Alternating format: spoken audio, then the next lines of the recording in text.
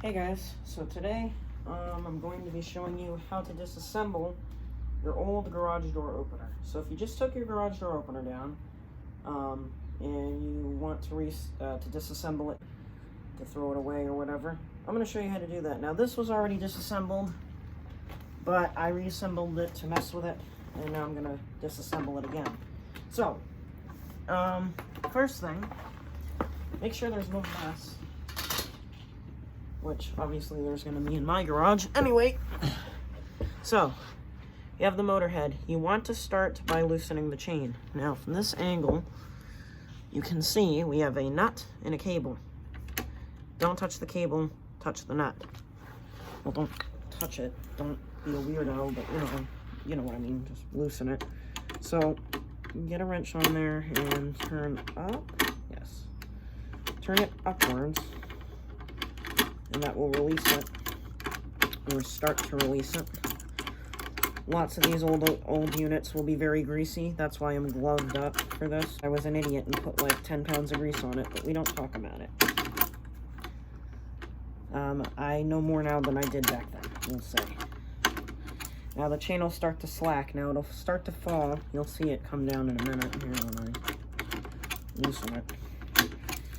For those wondering, I'm not taking this down for any particular reason other than it's old and a little bit dodgy. I'm mainly just taking it down because I want something new and a little bit more quiet. This thing is loud, and that's an understatement. It doesn't show up well on camera. This can be actually really quiet when it wants to, but when it's up on the ceiling, the case rattles. It sounds like a genie screwdriver, just with a chain on it. Doesn't sound very good. So, and this will start to be rattly as well. No, that can't be good, but alright. Kind of like these old Sears though. I love the styling. Like, look at that wall control. I mean, it's all dirty from me touching it, but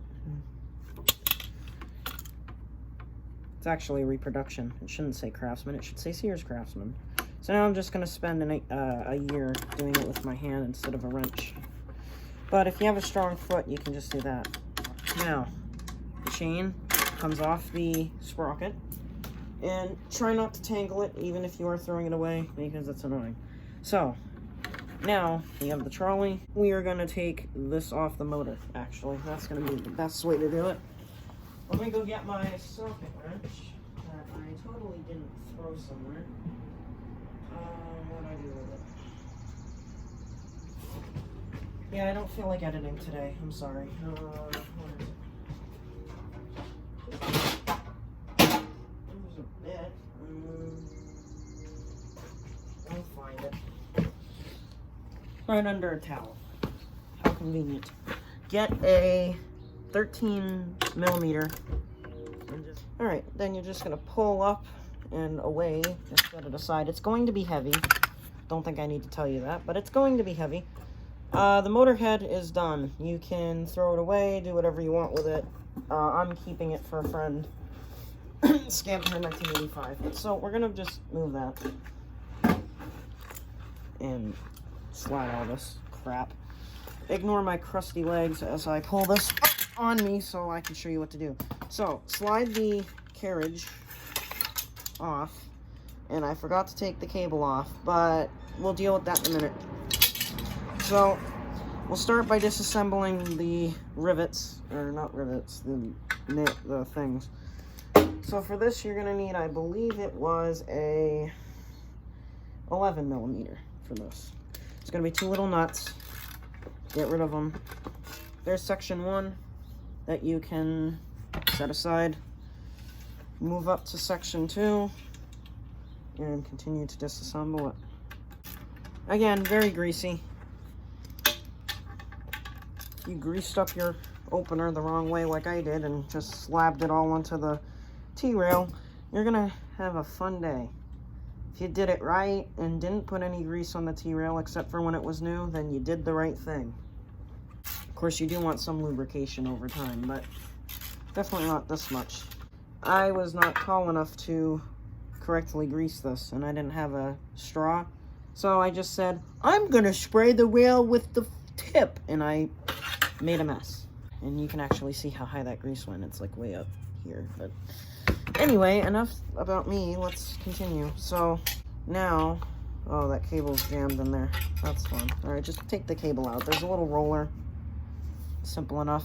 You don't have to disassemble the roller and all that unless you plan to keep the bolts or the parts. All right, so when you're done, you'll be left with the chain and cable, which you can set aside like that.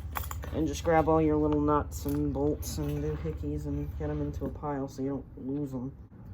So we have the motor, the T-rail, that's about it.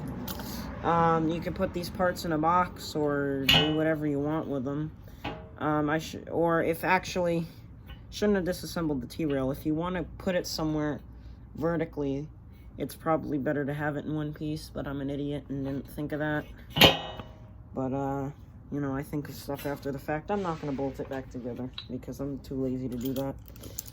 Just make sure you clamp everything back, and that's about it. That's just how you disassemble your Chamberlain, Craftsman, Liftmaster, whatever.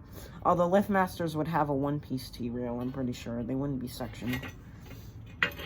But if yours is sectioned, then, you know. But this is the same, except normally Liftmasters would have a double chain. But I think the chain just hooks on this side and bolts on this side. Whatever side has a bolt, just loosen it. And you can even see the grease caked up in there. Yeah, that's not very good. So,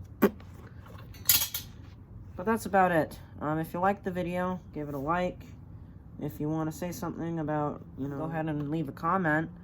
And that's about it. Yeah.